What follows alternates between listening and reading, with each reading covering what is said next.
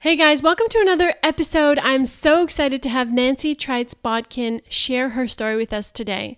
As co-founder and president of the Think8 Global Institute, Nancy is dedicated to helping companies, agencies, and corporations increase their outreach, influence, and effectiveness with full alignment to their purpose and authenticity. But today, her main focus and passion is to help women find their purpose and live it out loud.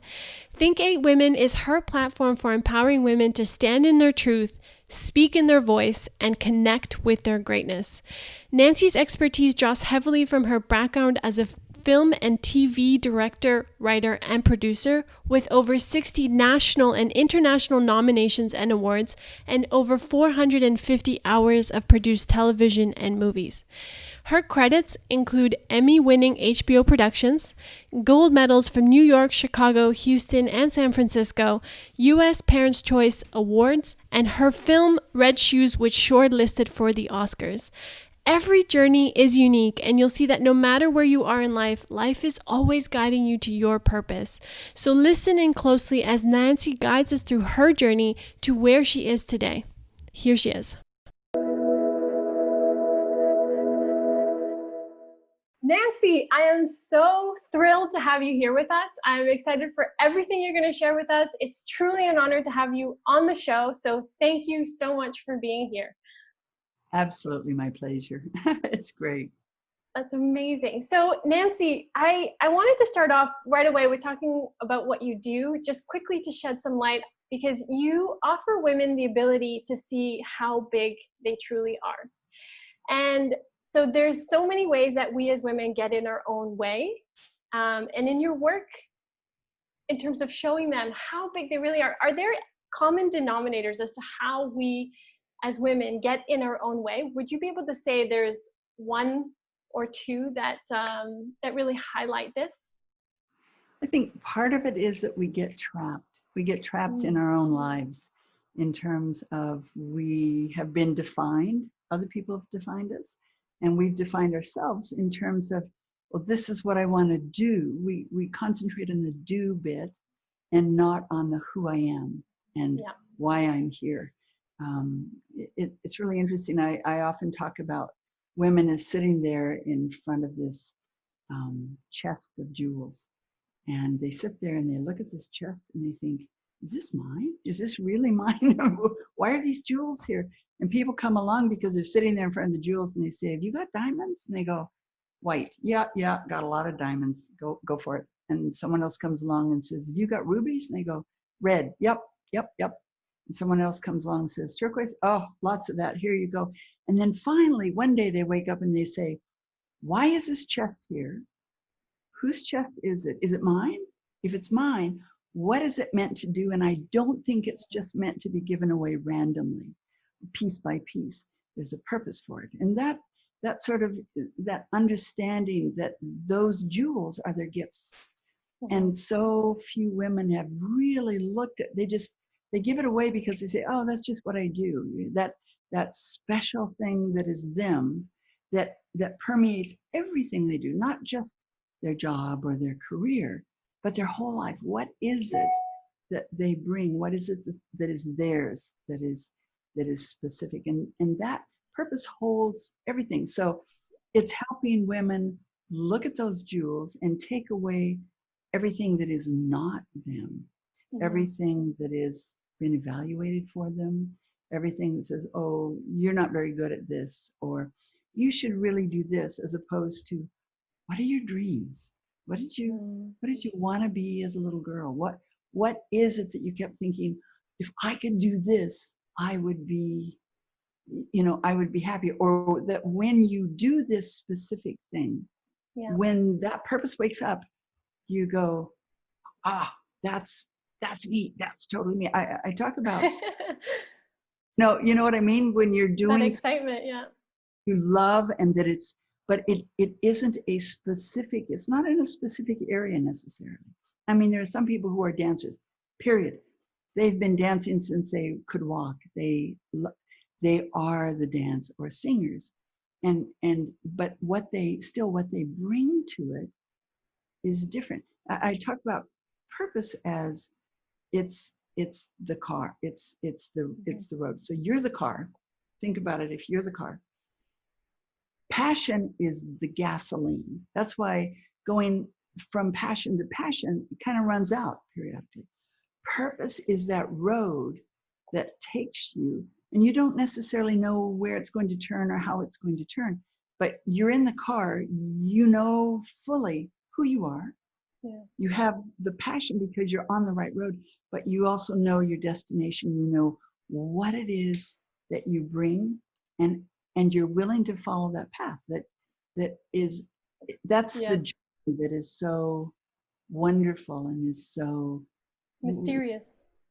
mysterious. And one is to be able to open your hands and hold those questions of what's next. My goodness, if this is here.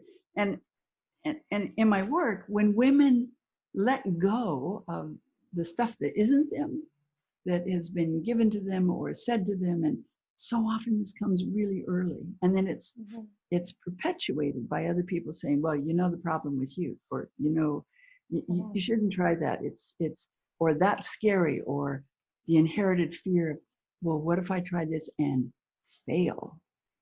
I mean, that's a really big one. What if I fail? Well, what if you fail? There's nothing that we've done that we haven't failed first. We walked, we fell. Rode a bike, we fell. It's true. You learn, figure out how to do it. So when a woman really knows who she is, can let go of the stuff that isn't her or that's been given to her, or false beliefs that she's held on to that they seem to serve her. I'm not enough. I'm not big enough. I can't be too big, because too big is a problem somehow.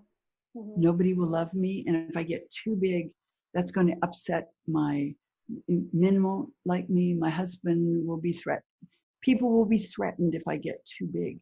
So I'll just stay small enough that nobody's upset with it. Yeah.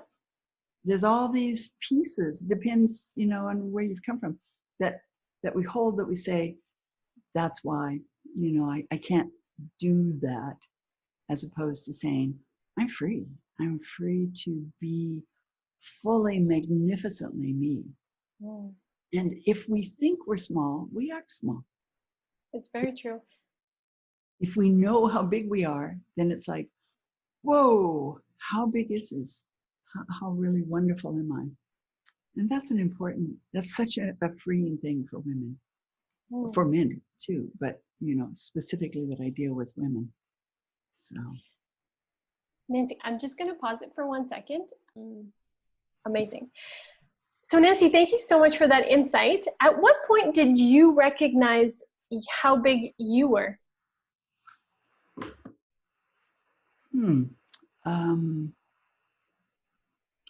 That's a good question. I think I've grown into it. I think I've been one of those people who didn't know limits in one way. It was like an anomaly of just living, just being sort of blissfully unaware. I went to Wheaton, and when we were 40, a number of us got together. We went to Boston. There were like 10 of us that got together that had all been friends at Wheaton. And it was very funny because it was like, when I went to Wheaton, I came right back from Australia. My parents had been missionaries. So I was so out of it. I didn't even know I was out of it, but it was like, I went to Goodwill and bought like 4 outfits, and this was a rich kid's school. So everybody was, so I'd walk down the hall going to school, and someone would stick their head out, in the dorm, and go, oh no, somebody grabbed Trites and dress her. It was like, she can't wear that. It was like, one of the things they said was, you were just so unaware of where everybody else was. You just simply were your own person. You marched to your own drum and always have. And I think I always have marched to my own drum in that sense. But I think as you move into where you are, certainly my work now is concentrating on women, but it's helping them see themselves. But as a filmmaker, it's always been that. always been, or television's always been, how do I hold up a mirror for you and help you see who you are? Whether it's for children to say, you know, one of the joys of doing children's work is that you say, I get 15 minutes or half an hour with a million children. What do I want to say to them? I want to, regardless of the situation you're in, regardless of what your home life is like, or regardless of who's telling you you're not okay, you are. Yeah. You are wonderful. So to be able to, even with that, hold up that mirror and say, trust yourself, believe in yourself, you're good, you know. So I've always done this work. And finally, at this stage of my life, have identified it and named it and specifically honed it to I love working with women. When women come to work, it's so interesting, whether it's round tables or the one-on-one, women go, okay, here I am. They pull out all the cards, they pull them from their sleeves, they pull them from their bra, and they go, let's go. Let's work. They don't go, what do you want to know? You know, it's like, how do you, they come and they're ready to say, I have all these pieces and I know they make something and I don't know what they make. And I don't, the whole picture looks like I do this and I do this and I do this, inspected all those jewels that they do. It's like, I do all this. How do I pull all this together and make this work? How do I actually, what does the whole thing look like? Yeah. And often women come and say, I know I'm meant to do more. I know that what I do is great. You know, I'm a doctor, I'm a this, and I love what I do, but I know there's more. And when you find that internal why you do what you do, how the driving thing that is you, that isn't just, again, for your career, but it's the whole of your life, then you know you're on that path. And that's the magical path. Yeah. The doors open where before there was just a field, and suddenly there's a door there. There's, you know, it's like, why did you start doing these interviews? How did you, as a little girl, say, I'm going to do interviews with women that can help other women? No, but every step that you took, everything that you know, gives you another piece to put in place to be able to do this, and to know that this is what you want and this is what your soul needs. It's not just, I have passion for this. That's one thing. But it's like, when you're in the groove, you know it. It's like, whew, I'm meant to be here. Yeah. Which is really interesting because obviously your work now is to help other women find their purpose. So could you just summarize, what is your purpose? My purpose is to help people truly be free to follow their own purpose. Whether it's, you know, little ones, big ones, women, men, whether it's companies, it is just so simply stated, is even if a company comes and works with, you know, Think8 Global, it is about, why do you get up in the morning? It's so interesting. In one of the institutes, we had a man that was he was a president of the largest fund here in Quebec within a bank. Really distinguished, gray hair, just elegant man. And so he went through this seminar to really understand how to think differently. So on the last day he was working through, he said, I'm going to use the 8 steps to just really look at the investment, the thing that I'm president over, you know, this fund. Billions of dollars. I mean, very, you know, hundreds of people who work for him. I said, great.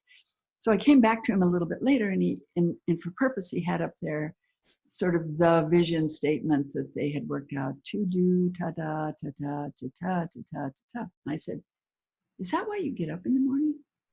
He said, well, no, but this is our vision. This is what we do. This is our mandate. This is why we do. I said, is that why you get up at 5 o'clock in the morning to do this?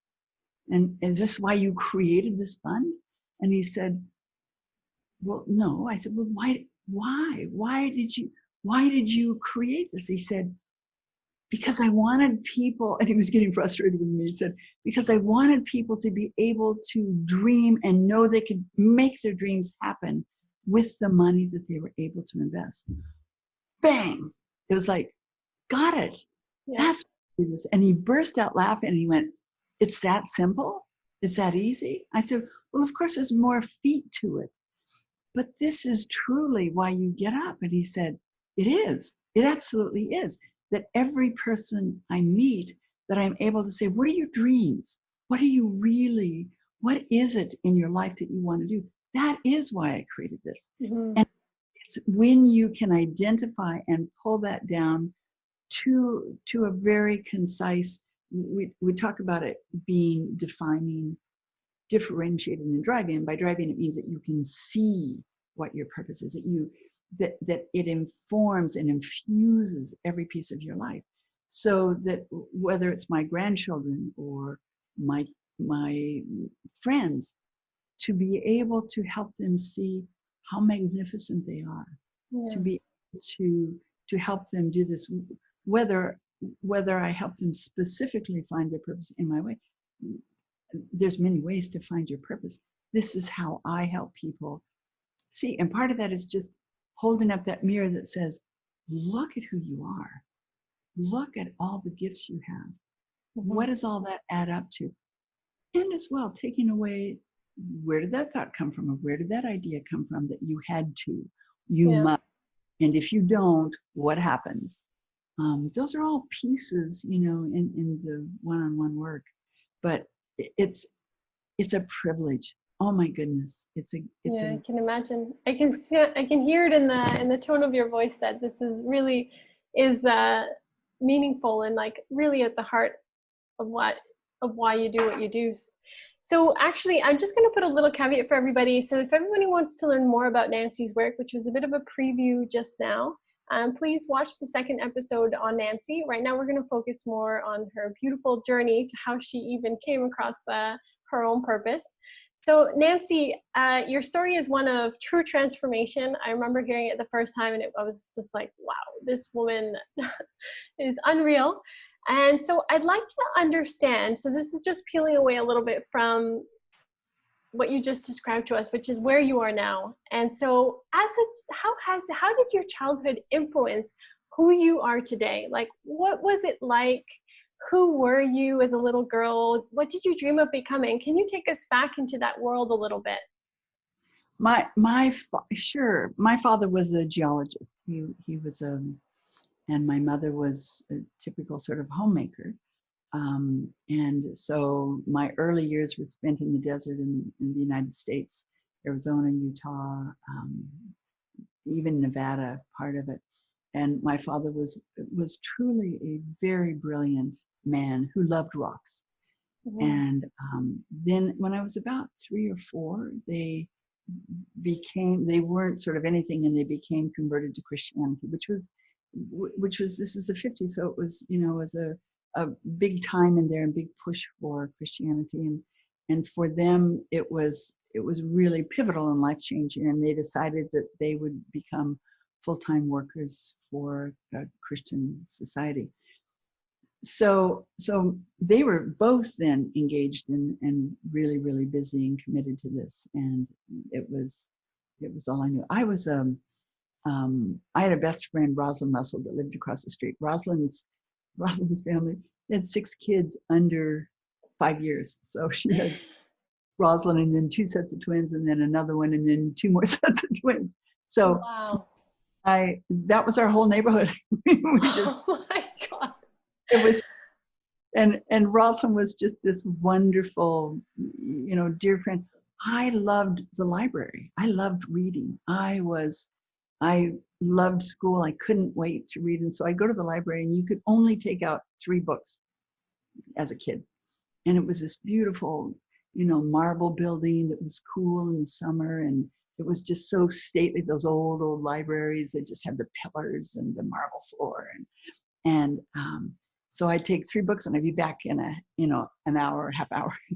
Finally, the librarian said to me, Nancy, take as many books as you can carry. So I'd put them under my chin to her, and she'd go, that's a lot of books, and I'd be back the next morning, and just have Wow. for them. I loved, I loved the adventure of reading and of knowing other worlds, and it was just insatiable, the to understand, to read, to live different lives. And I'm sure, so then my parents progressively became more and more conservative, so movies were sin, cards were sin, dancing was sin. It was a long list of the sin things. And ultimately, they ended up going to Australia as missionaries, which they were. And for me, I was 12. It was it was a fabulous experience. Now, at that point, Americans were like a no-go. They'd had enough of them during the war. They really didn't like Americans. So I was a complete outsider in that society and in school, and and my parents were super, super busy. So it gave me the freedom to be me, I think there's something wonderful about being an outsider uh, Mhm. in whatever society you choose to be. I think writers are outsider. I think most artists are outsiders, that they look at the world. Sorry, I've got a fan blowing. It's a little warm this morning. They, they, they look at the world from a different perspective. They see it from their perspective. For years, I thought I was invisible. I love watching people. I still do. Like, I could spend hours in the airport just making up stories of people as they pass by. So, That's amazing. story in my head of why they're there, where they're going, what they're doing. And sometimes I'm so curious, if it's a long layover, I will go say, tell me about yourself. Where are you going? Just to see if I'm right, or if I'm so curious about people. Um, those were wonderful, wonderful years for me, until I was 18, and some wonderful mentors in my life. The headmistress of the school I was in was just this this this wonderful woman who saw me, who Mhm. believed me, and I think those people in our life who touch us early, or late, whenever, who are those examples of what it means to be a woman, of what it Mhm. means to stand up. And my final year there in high school, I remember we had an English master that came in that hated Americans, and so I was, I was the captain. I was this. I was that. And he said, "Show me the speech that you're writing for this." And I said, "Sure." So I brought it to him, and he said, "It's terrible. Rewrite it." And I went to Mrs. Cook, who was the headmistress, and I said, in tears, and I said, "What do I do with that?" And she said, let me teach you something. She said, rewrite it exactly as it is in brown ink instead of blue ink, Mhm. and give it back to him. So I did. I wrote it in brown ink and gave it back to him. He said, "Oh, this is much better." And she taught me. But Wow. these are those teachable moments when someone who is wise, someone who understands what's going on. This is Yeah. long I've ever heard of feminism or understood it. I was sort of lagging in that. That there's dynamics here that you're not even aware of. So just, understand what that is. I came back to the States and went to Wheaton, which was in Chicago. And again, I was an outsider because I didn't fit back into the States. I didn't fit back in as an American. I was like a square peg in a round hole. I didn't understand the culture. I didn't understand who they were. Australians have this wonderful sense of humor, this Mhm. wonderful directness, this wonderful, if they like you, they give you a hard time. They give you such a hard time. I loved that. I loved the just directness, just the say it like it is. Don't make it nice. Just say it. So when I came to Wheaton, it was like, once again, I was an outsider Mhm. and truly didn't fit in. But my passion all the way through that was I was going to be a missionary. I was Mhm. going to be, uh, but at Wheaton, in a British system school, you take the basics. They're just real basics. Back to Wheaton, they had a course called speech. And it was like, I could get marks for talking. What is this? Yeah. What is this? Is this a university course on talking? That's amazing. Yeah. Course. And which opened to me, speech and theater. Now remember, I'd never gone to a movie. I'd never, at this point, I'd never seen a play. I'd never seen a musical. It was like, wow, there's this whole other world of, but this is still a very, very conservative school. 2/3 of the way through, I had met my husband. I married him. I transferred into Colorado University. He was a minister, and it was like a perfect fit of ideology, and again that sense of such unawareness of who I was. It was like, wow, somebody loves me. That must mean it's the right person, because who would love me otherwise? It's so interesting how we as women come to that conclusion of, oh, I'm so fortunate someone loves me.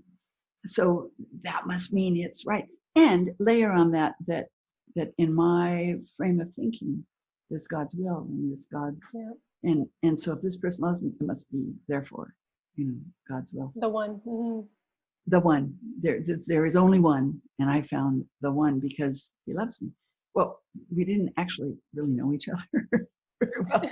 As we soon found out. No, I'm kidding. As we soon found out, diametrically opposed sort of people. A good man. It wasn't that he wasn't a good man. And I was in such a narrow bubble. I mean, it was like just this world was very small, very, very small. And so in Denver, we were in a massive church that was 6,000 members, not to mention the other people. And sort of the first couple months, John was in charge of the high school department. I did a musical, volunteered to do music. We had 300 high school kids, which is the size of most churches. But so I did a rock musical. Now, I'd never seen a musical. It's That's like fascinating. Wrote a rock musical in Revelation with a band, with 300 kids, with dancing, and a dinner theater. So we did it 10 nights, with 400 people a night there. And it was like, and afterwards, when I finished, a man came up to me and said, that was amazing. He said, I own Gilbert Productions, which is a production company here in Denver. And he said, I need to hire a woman for my company. Would you be interested in being a producer? And I said, what's that? I didn't even know what it was. And he said, well, that's what you just did. Yeah, exactly. I was going to say, yeah. It's like you kind of fell into the producer role. Yeah, that's amazing. Wow. Not fell into it. It was like, I did it. It's like your gifts are your gifts. What you come to earth with, you come. You despite yourself. It's like, how does a person sit down and have this affinity to piano or to guitar or to music or to counseling people or how is it? And we talk about it falling into, but in fact, what is that pushes you or pulls you into where you need to be so you can see who you are and see what you are and what your soul is crying out to be. I remember, so very quickly, on birth control, I had 3 kids on birth control, sort of in 4 years. And it this whole time, it was like, I started directing and producing and writing, and I loved it. And I became very, very good at directing and producing and writing, but I still didn't have the courage to call myself a writer. It was like, that was too big. That was too big for me.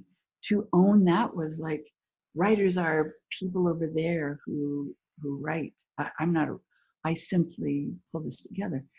And it was like, yes, I direct, but it was like, there were so few women that direct. I was the first ABC director for the remote in Colorado. And the guys, they were tough guys. these are the tough crews, you know, they boats. And so I remember the first time I came in, they said, Jed, who was a switcher, who's kind of the boss, you have 12 guys. And he said, he looked at me over and he said, I got boots older than you. And I said, well, I'm sure you do. Like, I'm your director. So he was like, well, we'll see, you know. yeah. So, Wow. so this is live to air. You're not able to edit. And for 6 weeks, they worked to rule, which meant if I called camera 3 and camera 3, if I didn't say and focus, I didn't get focus. If I said camera 3 pan left and it was a wall, I got a wall. They didn't cover for me. If I said zoom in and didn't say and focus, I got this blur. So 6 weeks of just like, oh my goodness. And I thought, they're not going to break me. I'm not going to cry. I'm not going to do it. And part of it was that I would say, you know, camera 3, can you please pan out? And how men directors talked then. Yeah. Was, you know, get, you know, expletive, your expletive, camera, expletive, over, expletive, left was a whole sentence. Yeah. And I'm actually curious as you bring this up, what did this open up for you though? Because it sounds like you were like, you just said something really interesting. And that's why I want to just interrupt for a second. You said, it's not going to break me. So I'm wondering then at that point, what you were awakening to personally. well, I think your own strength as a woman, you know, it's like you,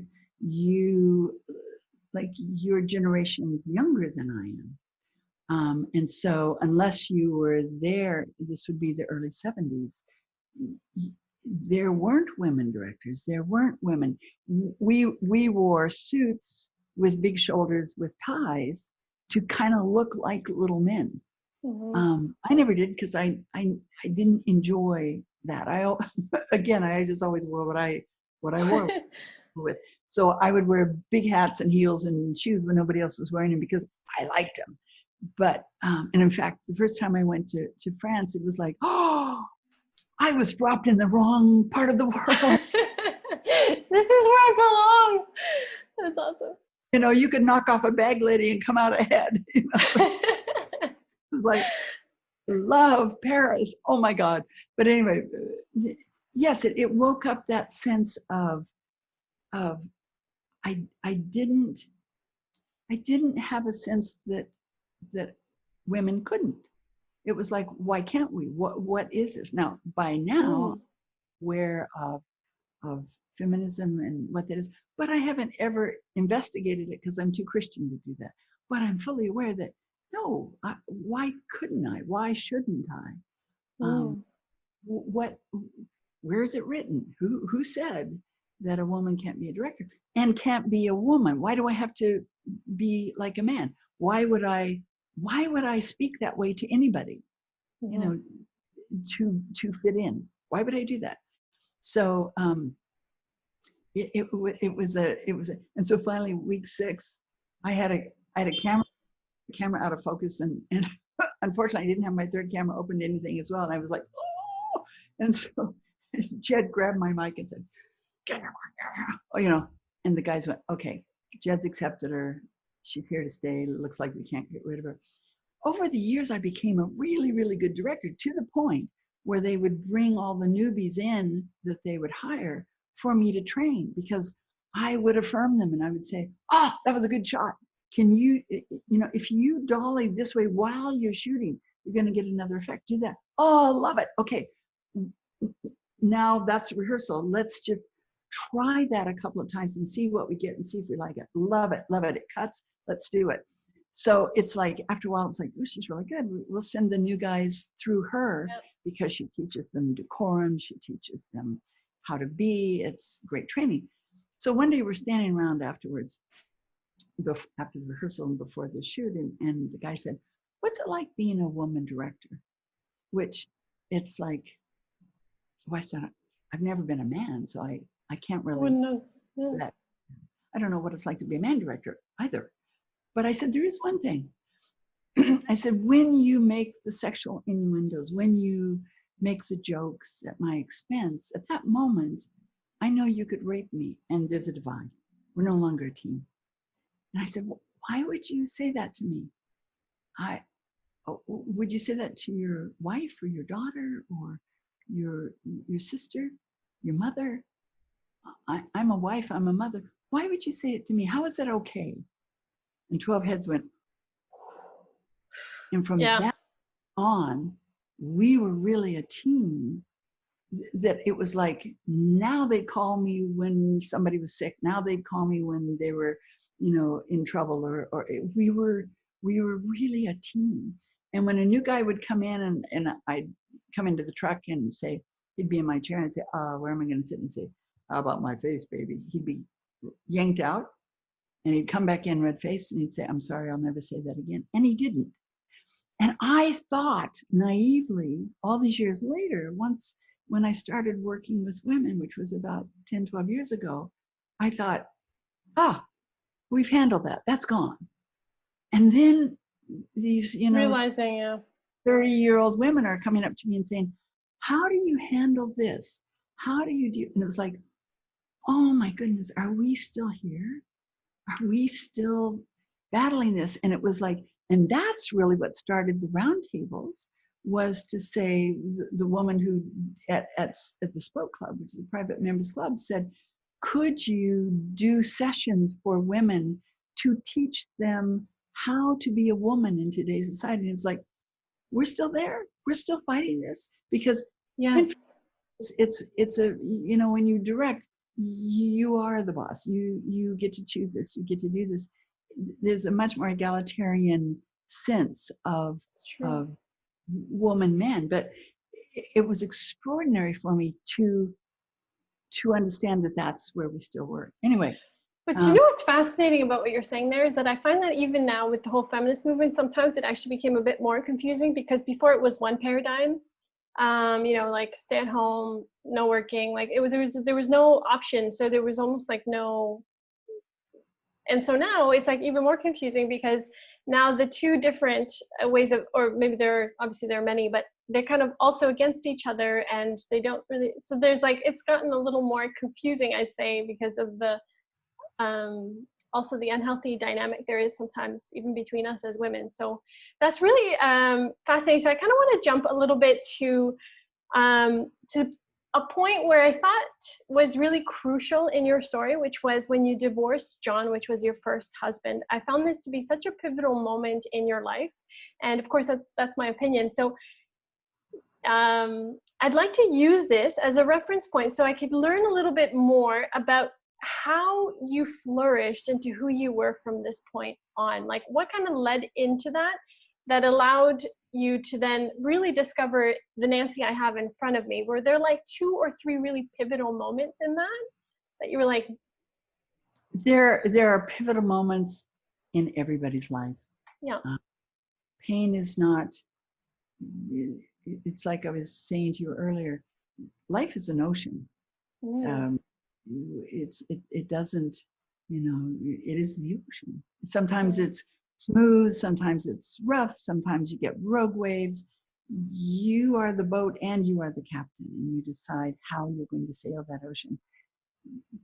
When you don't know, you think that this is about you or against you. You don't, my awakening to who I was a really, I think it was a gradual thing of looking at the paradigm of my belief system and saying, do I actually believe that? Do I, in my very, very conservative, ultra conservative Christianity, it was as if you took a page and you drew a circle in it and said, we are the only ones that have the truth, and our job is to get everybody inside that circle.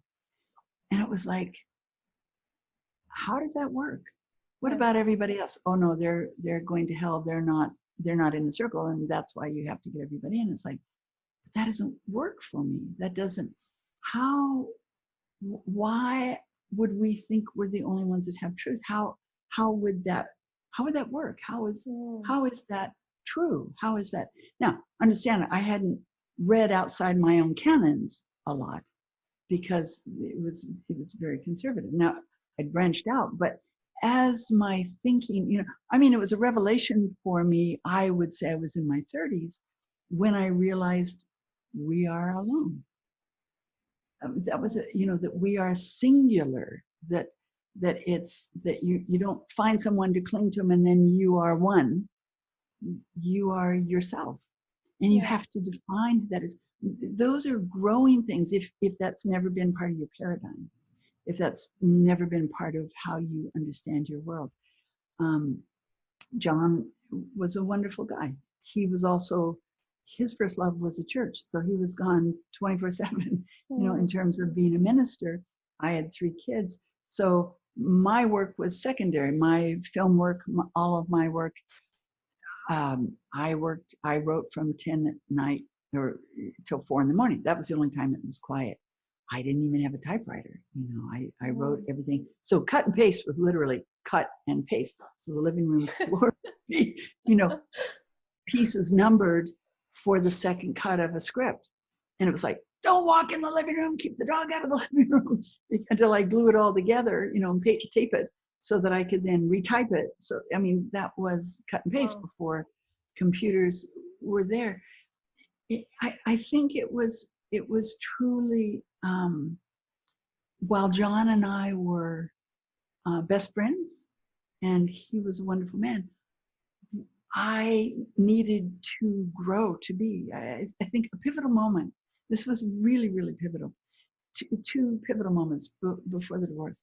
One of which was a woman in the church who was such a wonderful woman, Ann Steeman, called me one day, and I always did plays for the church and did stuff there as well. And she called me and she said, she was in her 70s and she was this glorious, brilliant woman in Winnipeg. And she said, "Oh, Nancy," it was just a side comment, "you are such a brilliant artist." And I was like, artist? That was like writer, artist. Those were too big.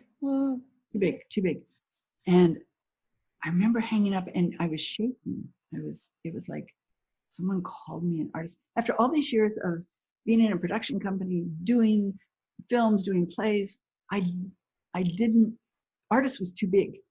I directed, but I wasn't an artist. I edited, I created, but I wasn't an artist. And I remember John came home and I said, "You know what Ann Steeman said?" I said, "What?" And I said, "She said, you're a brilliant artist." And he said, "No, I don't think you're an artist." He said, "I think you facilitate. I think you put pieces together." And it was like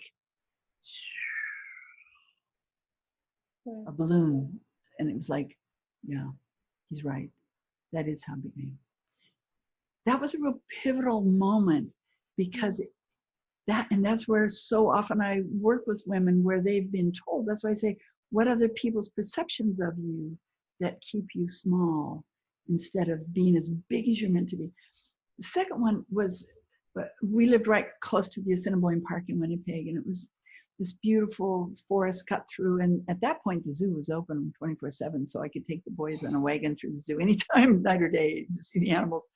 And I remember it was fall, and you know how dandelions in fall, they get this beautiful head of the, and we were coming back. It was afternoon, and the sun was low, and there was a field of dandelion in full bloom, and it was like the sun just caught them, and they were on fire. They were literally on fire.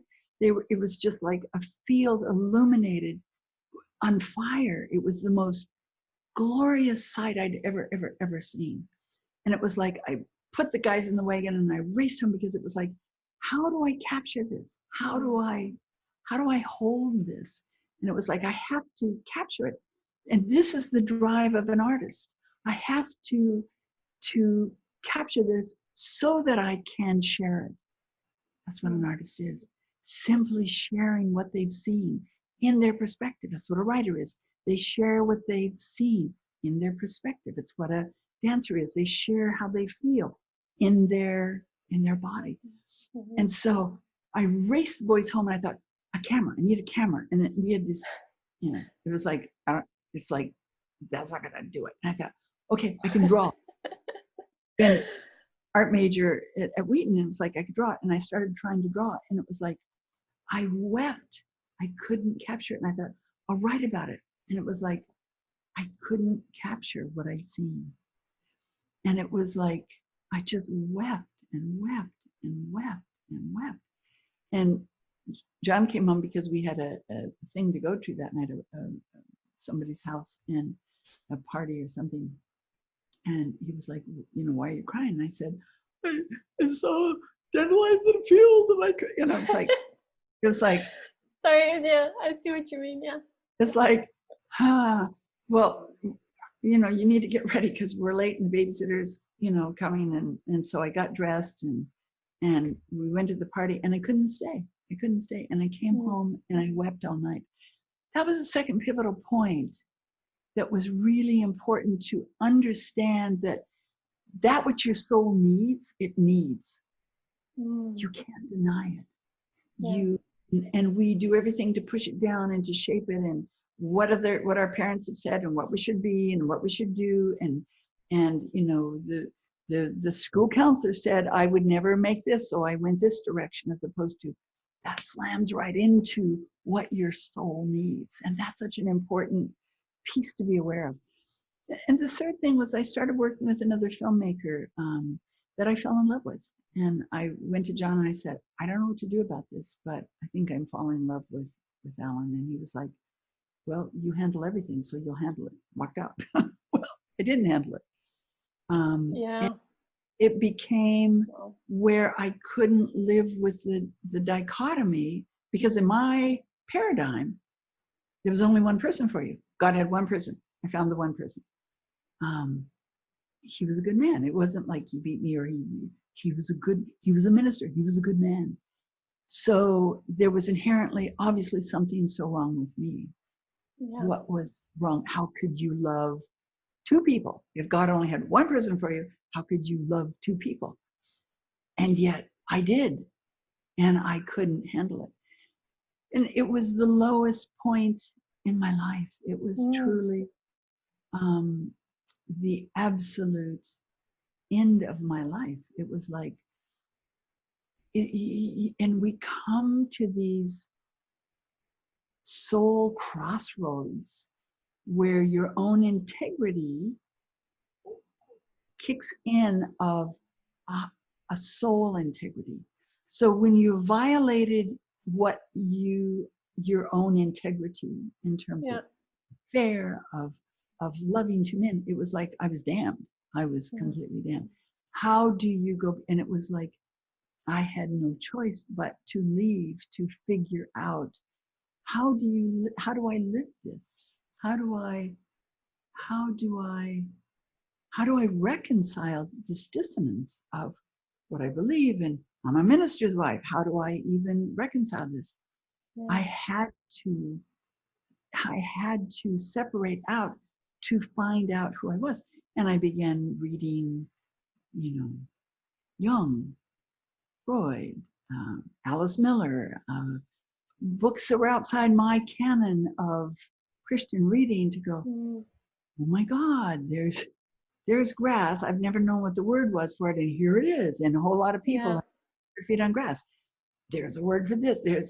My goodness, and it was like going back to what most people read to understand. I had not. I had gone over this direction and stayed very small. And now I'm widening my world. And I couldn't contain it. And I realized I don't want that God. I don't need, but I don't know how to put the pieces together. I don't know. Everything's shattered. I've shattered our lives. I've shattered who I am. It's interesting. Jason, my oldest son, who's this brilliant artist now, when he was in art school at 18, said, Mom, if you hadn't left Dad, I don't think I would ever have had the courage to be an artist. It's so fascinating. Wow. Yeah, it's so beautiful. But it's so interesting, the courage that it takes to leave a life and destroy it. There's almost, at those pivotal moments in our life, it's almost like you have to destroy one thing in order to have another because you can't have both. And that destruction of your ego, of your sense of self, of your sense of who you are, was totaled. It was like, who am I then? How do, and I found this wonderful, amazing Jungian therapist who, after many tries, who was a Byzantine part-time hermit. Sounds like a very interesting woman. Fascinating, absolutely fascinating. She was, and Byzantine Catholics are so interesting because they come from the perspective that we are born in goodness, not in sin, which was metric opposed opposite. And this deeply, deeply spiritual woman, but and religious, but the religion wasn't capturing her. It wasn't a confinement. She's huge. She continues to be huge. Her work is huge. And I remember saying to her one time, what holds up my tent? What is it? I said, before there's been this God post in the pole that holds up my tent. When I've chosen to step out of that, what is the center post that holds it? And she said, this part-time Byzantine, this Byzantine Catholic part-time hermit, which is, part-time nun almost, who is this Jungian, just this marvelous, marvelous woman, said, oh, Nancy, you don't need a God post. She said, the posts that hold up your tent are integrity, your honesty, your curiosity, your love, your innocence. Those hold up your post. And she was so beautiful, amazing of taking all the shards that had been my life, that were devastated, that I had devastated, helping me put them back together into the form that was still me, but me in the way that I needed to be, honoring my soul, honoring who I was. And it was like being newborn, growing into who I was and would become, and stayed as a filmmaker.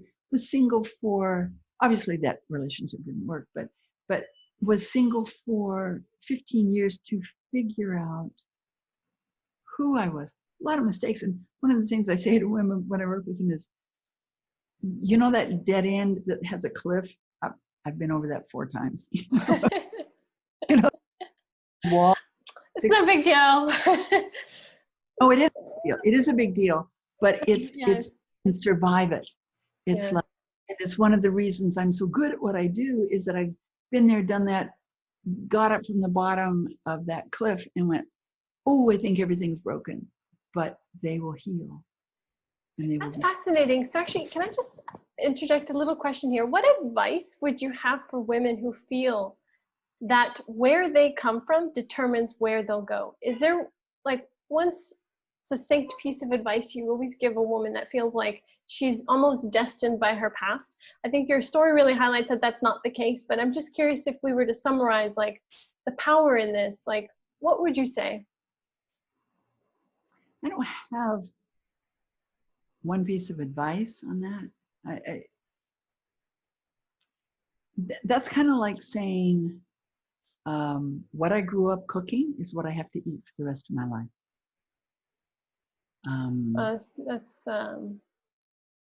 It's powerful. You get to choose your life. Your thoughts create your actions. So if you think that you have to do that, you will do that. But you can change your thinking in an instant. You can change what you want to cook by going online and looking at a recipe and going, I don't want to eat beans and pork anymore. I think I want to do salads. Okay, great. You get to choose your life. We create our lives, and that's where women get really small.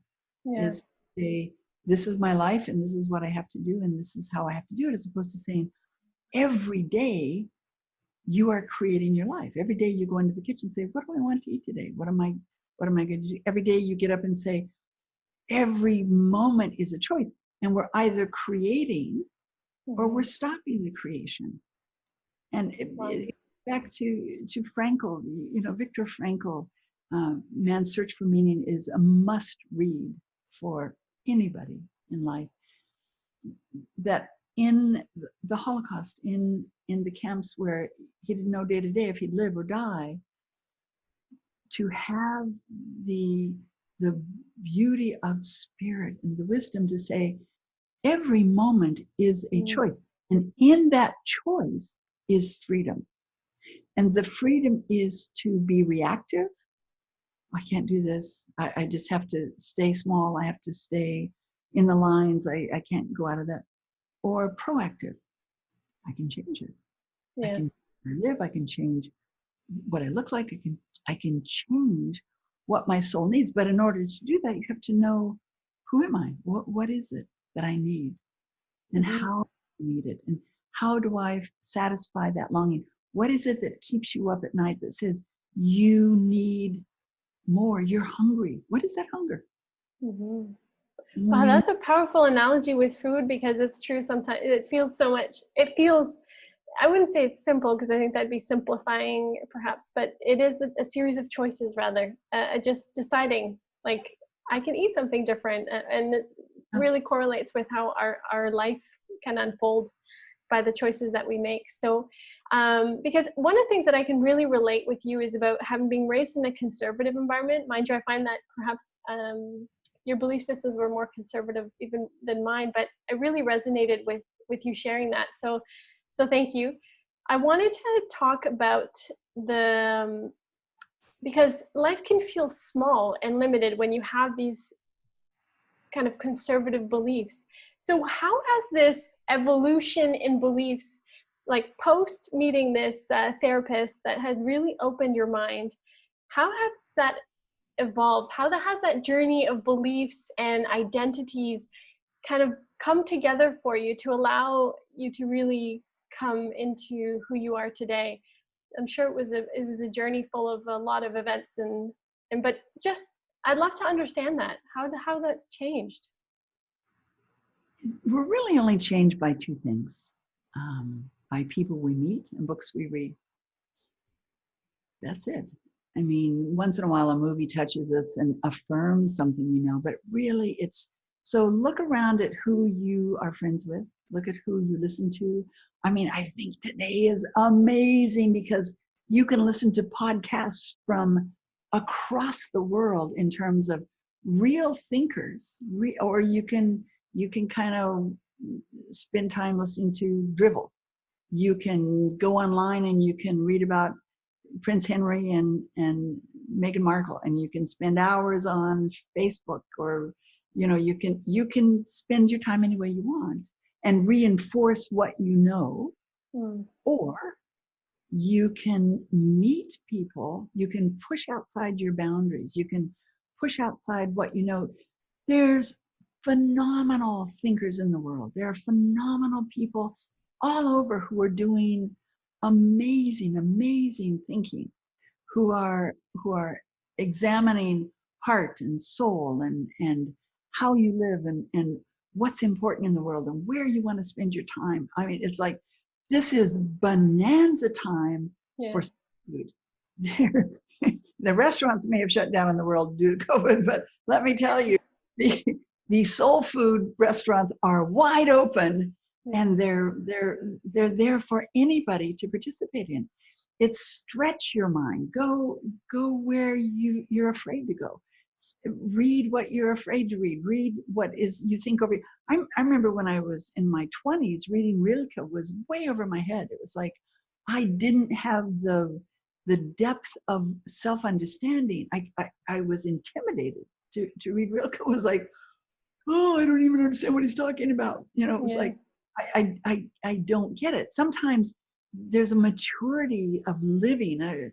When really young women come to me, I say, go live, go fall off some cliffs, go fall in love, go fall out of love, go, go understand what your gifts are, so that when you come and do the work, you really, where your wounds are, where your gifts are, so that we have really some good stuff to work with. but go live, Yeah. meet people, go experience life, try your gifts, push beyond your fear. Fear is simply the dog barking at the door. Fear Mm. is, and yet we Wow. live in fear like fear is going to tell us something. It isn't. It's the dog going, Yeah. oh, what? Just somebody at the door. Go to the door. The door. I love that. Oh my goodness, that's amazing because it's true. And it's fear, or I find a lot of women are also fear of being lonely. And you've also mentioned that in your journey, it has been lonely. Like that was a big part of your journey. So can you shed a little bit of light on that for us? Well, again, it comes back to that being alone versus being lonely. And it's a different thing. Mm. Knowing who you are, it doesn't mean that there aren't times that you don't want to be with someone, or that my goodness, I know some incredible single women that I think, oh, guys, where are you? Like, hello. Yeah. Wake up. There's some of them are Okay. awake and they're alive and they have so many beautiful gifts. But as I say to the women, don't settle. Don't settle for, live fully. Because when you're on your A game, when you are not looking for someone to complete you, and you are fully you, then life brings you what your heart needs.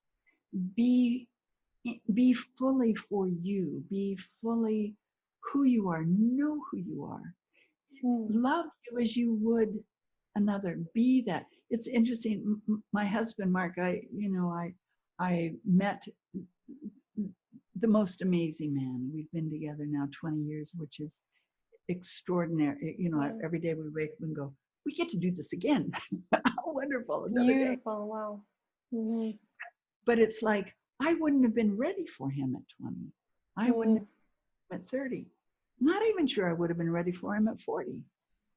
It's so interesting how you mature. Life's long. Embrace it, enjoy it, but learn all you can. As I said, there's a spiritual bonanza going on right now in terms of, what do you want to know? It's probably out there. What Mm-hmm. do you learn? It's probably out there with people who live it. And that's probably the caveat, is to say, find people who are genuine, who are authentic, who are not trying to just sell you something Yeah. to do something, or sell you on an image of themselves, but who are really on the journey and are willing to share that with you, to say, I'm on a journey too. It's like we're on this journey together. Yep. um, And it's interesting because you talk a lot about living vulnerably, and I find that big part of the keys in life, like you mentioned. And I think this is a whole topic you speak about in your series, is vulnerability. And so, can you shed a little bit about what it means to really live vulnerably? Because I think part of what I think obviously in summary here, it's like what you've really done, or at least shown me, is that you've seen where the limitation is and not let it stop you. It's like you've allowed yourself to, like you said, come off that cliff, even when it was scary, because it went against beliefs, or it went against identities that you thought, or support and environmental circumstances. Like, so I'm curious to dive into just this concept of vulnerability a little bit more, what it means, and how has this really been the key for you? Brene Brown does some great work on vulnerability, and I would True. invite anybody to, get her books, look at the things. She really does some wonderful work. For me, Joy Bell, is it Bell? Joy Bell, yeah, C. Joy Bell wrote one time, don't be afraid of things that scare you. They're just showing you that something is important. Mm. Vulnerability, what is the opposite of vulnerability? Being closed, being protective, I don't want to show you who I really am, because what? You might not like me, you would judge me, you would, you would find I'm presenting an image, so therefore you would find a flaw in it, or you would see me. And really that's the because the lack of vulnerability comes from, if you really saw me, you would know I'm not enough. That's what protection is. If you really saw who I was, you would know I'm not big enough. I'm not worthy. That is, it sits at core. So that's why it's so important to do your work, because when you can say, you hold a tiny baby, who says to their baby, you're actually not enough? You're not going to be enough. You will never satisfy my dreams. Are you kidding? How is it, baby? Sorry, I loved your reaction there. Yeah. How is it that that baby turns into a person then who believes in their heart of hearts they're not enough? Mm-hmm. It breaks my heart, because woman after woman after woman in the round tables and whatever it says, that when it comes down to it, and always in the round table, it comes down to what holds us in place, and it's fear. And what is the fear? The fear is that I'm not enough. And that if you saw who I was, you would see me, and you would see that I'm not enough. Yeah, I even feel that. Mm-hmm. When you can say, I choose to be me, whatever that is, however that is, and I am enough for me, I don't have to be enough for you. Yeah. What you choose to do with that is yours. But here's the magic of vulnerability. Vulnerability is simply being you. That's all it is. What you feel, what you need, what you want. A couple of the round tables, I come to the point with women, I say, write down what you need and want.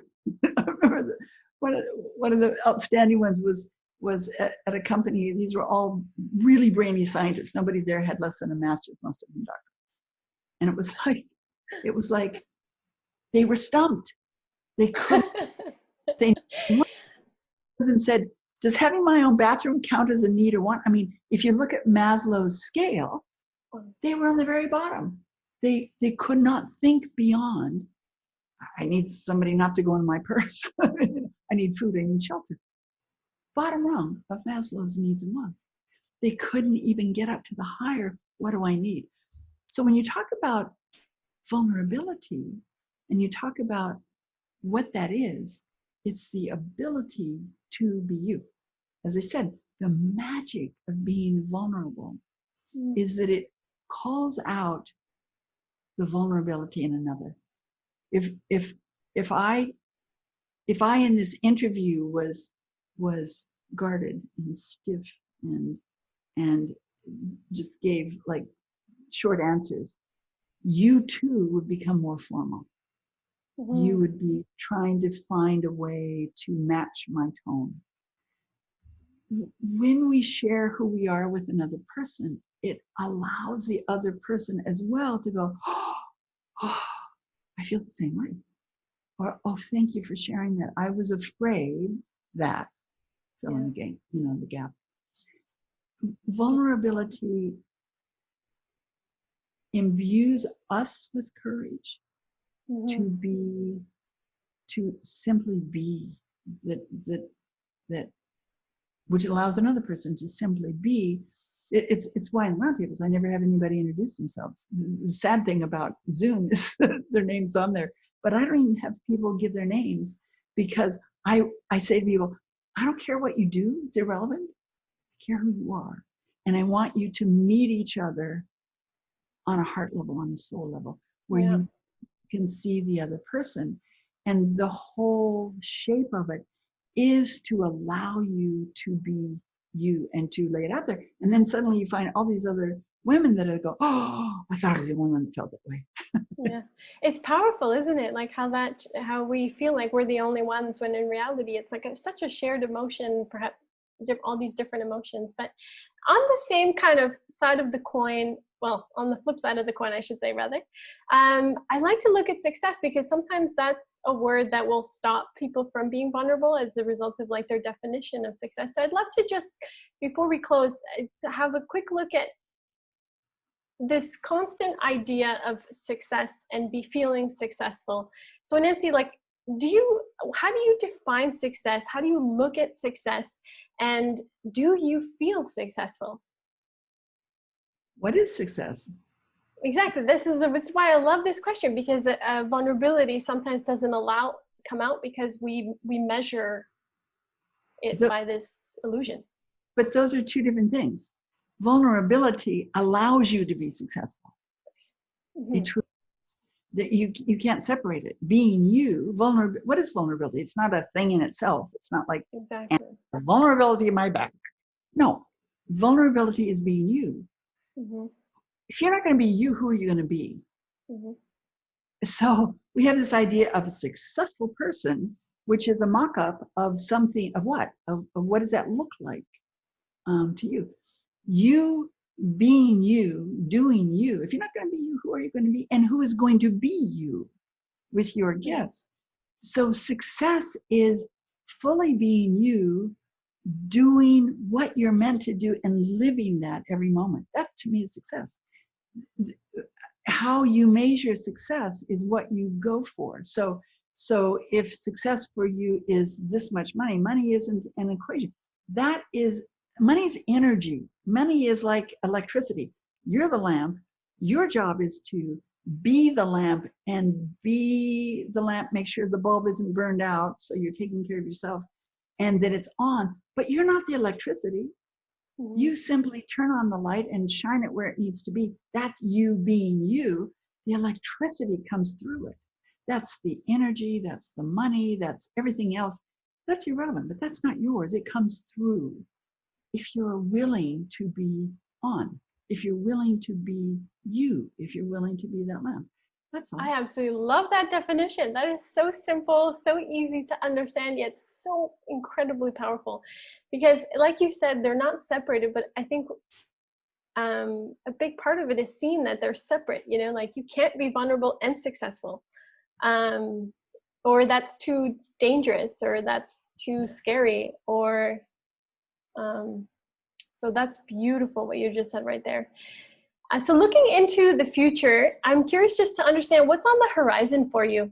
Do you have a vision or a mission of where you want your work to go, who you want to reach, what you'd like to continue to do? I'm doing what I do. I love what I do. I so strongly feel that the women who come are supposed to be there. It's like I can only do so many one-on-ones a year, so it's a limited. It's not this isn't a in that sense a growth. It's not a business. It's what I do, and I love what I do. I'm a slingshot. It's like people say, I'm following you on Twitter, and it's like, well, I'm not going anywhere, so that's going to be a really short trip. And I don't even do Twitter. So, I mean, it's there, but it's like, I'm just so not interested. I help women and then I sling them off into their own life. And it's like, they're changing their world and the world. And each of us, it's like in a dark room. When you light one candle, it's no longer dark. It doesn't take from your light to light other candles. Mm-hmm. The more your light is still the same. It doesn't diminish you. Very so my goal is to sort of just keep lighting lights, and suddenly the room is illuminated. It's bright, and the world is. There's no time like now that we need women standing up and speaking up in their voice, illuminating their world and the world. So yeah, it's my work. I mean, there's other books. I'm loving Zoom online. I didn't think I would. I thought I would never do online because I love the one-on-one. But I'm finding it's extraordinary, and it's allowing women from all over the world to be part of it, which is really exciting because, especially during the lockdown, people were saying, I'm not traveling anymore, but I get to go to Spain because you're in Spain and you're opening the doors and we're hearing the clapping. And, it was quite extraordinary. I, I, I am so happy where I am right now. And it's like, yes, there are things that are growing and happening, but it's like, I'm here now. Yes. Beautiful. How do you stay sane? And amongst you lighting, how do you keep that light bulb from burning out? How does Nancy keep her light bulb going? Well, a couple of ways.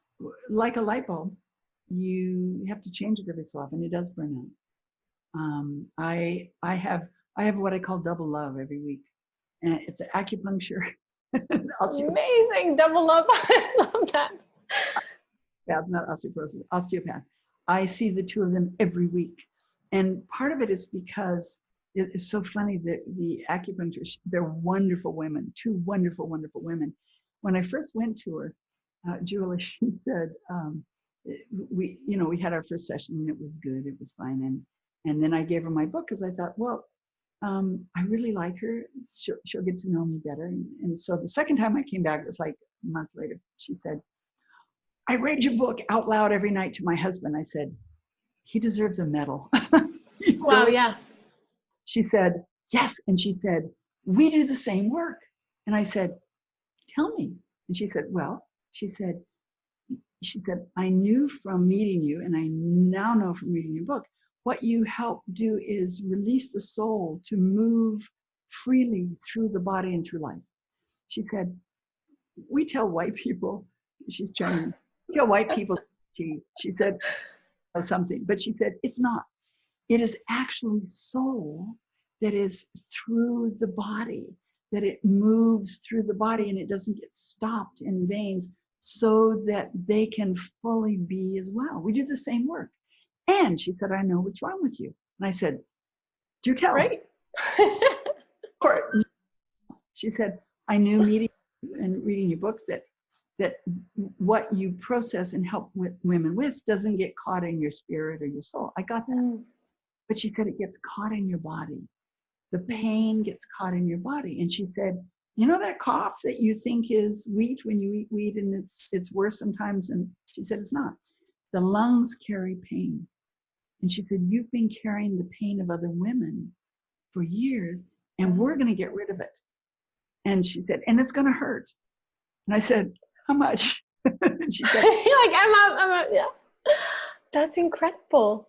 It's like I go every week because it's like there are a lot of women in my life, and there's a lot of different pains, and it's like it just keeps it flowing so that which is not mine can move out. It's true. And I have a wonderful partner, my husband, and I have wonderful family, and I eat well, and I exercise, and I keep the light bulb turned on, and plugged in. Does that answer That's that? beautiful. That's exactly, because I think it's just as important, like you said, to take care of the vehicle as much as like everything else. So I think it's beautiful, and I always love to understand how other women take care of themselves. What works for them, and so it's nice but it's true with you. You work so one-on-one with women that it's easy to adopt and to bring that in, because I know you care so much as well, and it's such a big part of your work. So yeah. So and Nancy, yeah, sorry, go ahead. Manicure, pedicure. That's awesome. It does feel nice, I gotta say. Oh my goodness, good to be back. It's so true. So Nancy, just to conclude, just to leave on this one note, is there anything that you'd like to share with us before we close? Any parting words of wisdom? Be you. We covered a lot, so. Yeah, just recognize that you're here for something wonderful, and you know it. You have tamped it down, and you've kept it small, and you've kept it close. But understand that there's a purpose for you being here, and there's a reason and something you bring to the world. So be you and find that.